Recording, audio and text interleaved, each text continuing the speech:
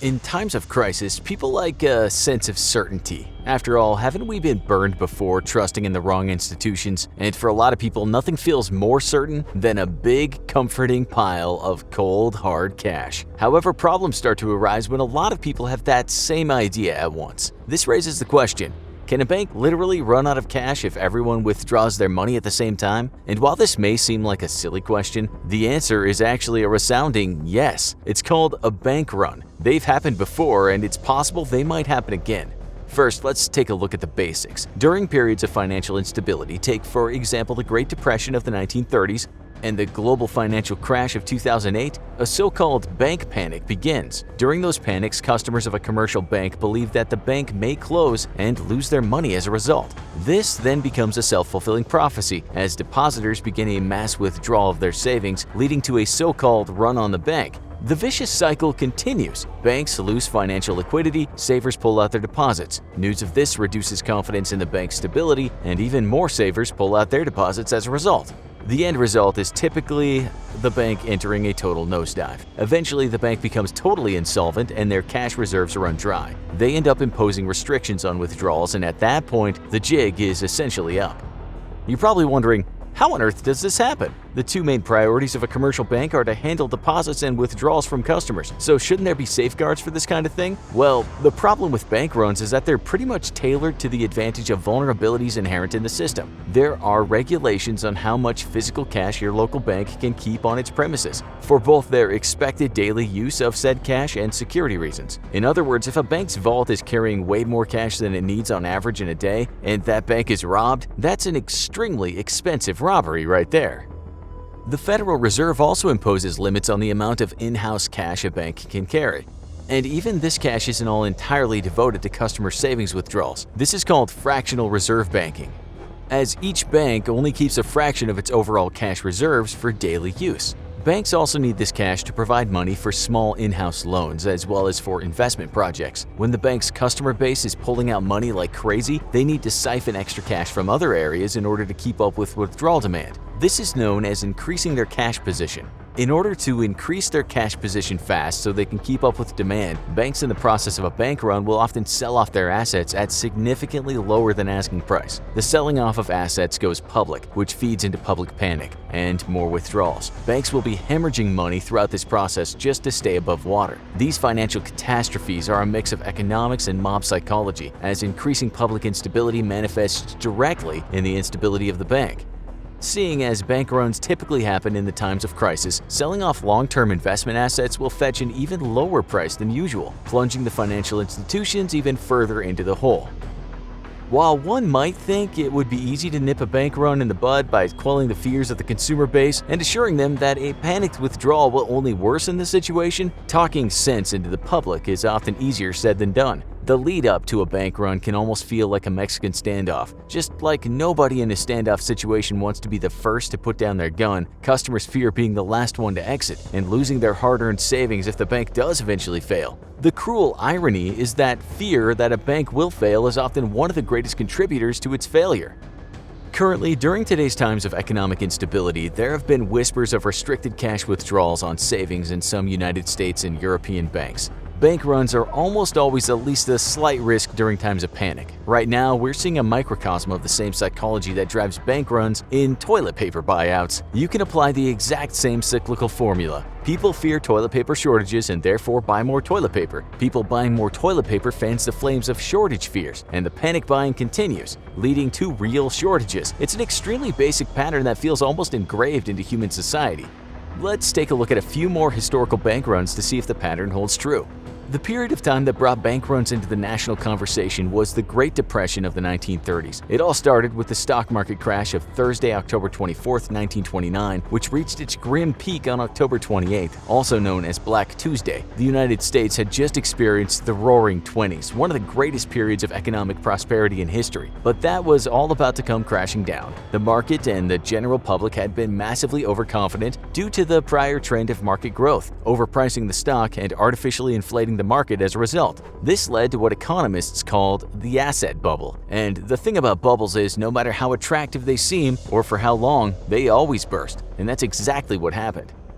Bank credit also rose rapidly, and they were handing out loans like candy. The public weren't afraid of debt because the market had been so stable for so long. The general public were buying on margin, which means, in a very simplified sense, they were making down payments on stock with money borrowed from the bank. Meanwhile, industrial and agricultural overproduction was hurting share prices, and a sudden 1% interest hike from the Federal Reserve Bank of New York added to the pile of factors in this economic chemical reaction. The resulting explosion effectively collapsed the entire U.S. economy, kicking economic growth to the curb and sending the gross domestic profit into freefall.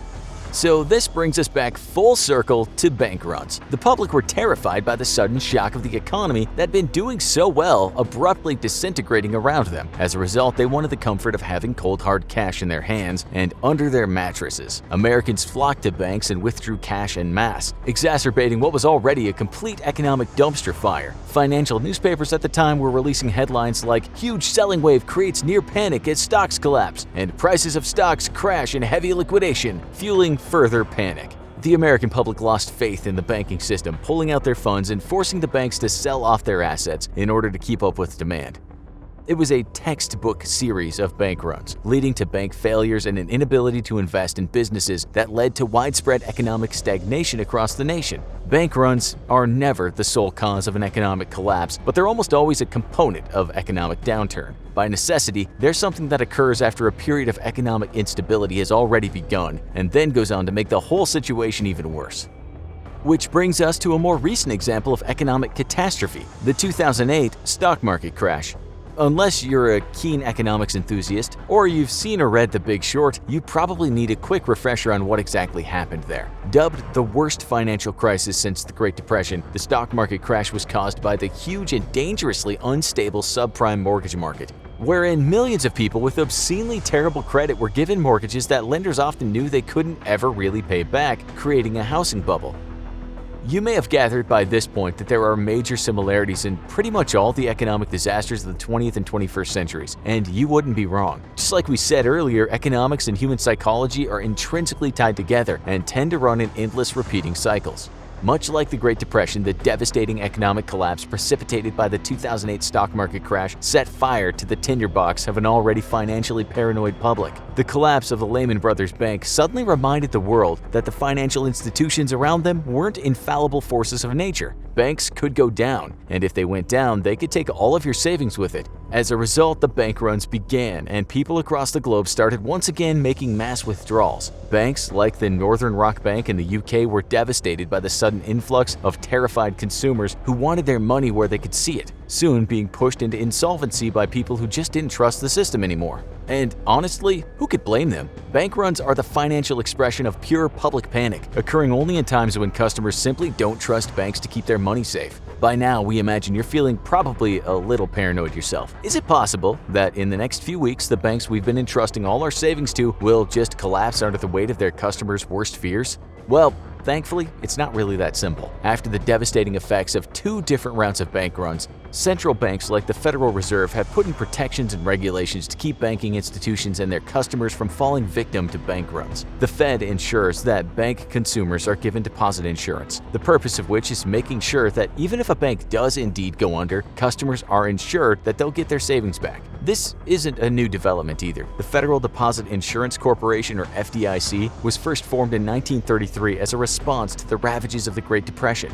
In fact, it was the existence of this deposit insurance scheme that prevented the bank runs during the 2008 financial crisis from being a heck of a lot worse. In the event of a bank failure, the FDIC can help transition the customer savings account into a different bank, or even, in worst-case scenarios, auction off the assets of the collapsed bank as collateral to pay off the customers for their lost savings.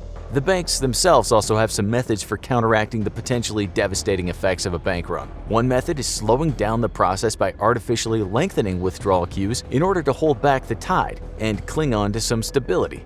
The bank may also borrow money in order to put themselves in a better cash position rather than immediately resorting to siphoning out investment in loan money or selling off assets at a reduced price. They can receive a loan from other commercial banks or from the Federal Reserve in these kinds of exceptional circumstances.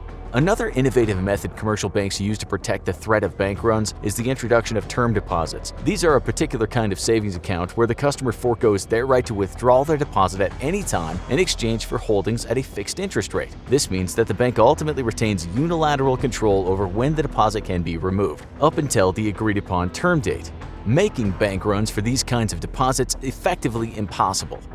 These days, while bank runs will continue to be a risk for as long as human beings are panicky and erratic, measures put in place to mitigate them mean they won't be nearly as devastating as prior instances. Banks are more familiar with the threat, and insurance measures are put in place by the FDIC to ensure that the average Joe won't be left penniless as a result of other customers' fear and impulsivity. But in any situation where mob mentality causes problems, it's important to be part of the change. Don't panic and pull your money out at the slightest sign of instability, because if you do, you're just another part of the cycle. Thanks for watching this episode of the Infographics Show. If you want to sound really smart at parties and meetings with your knowledge of finance and economics, we've got you covered. Why not check out What If the Stock Market Crashed Tomorrow? And Insurance Explained. How do insurance companies make money and how do they work? In the meantime, invest wisely and remember to save for the future.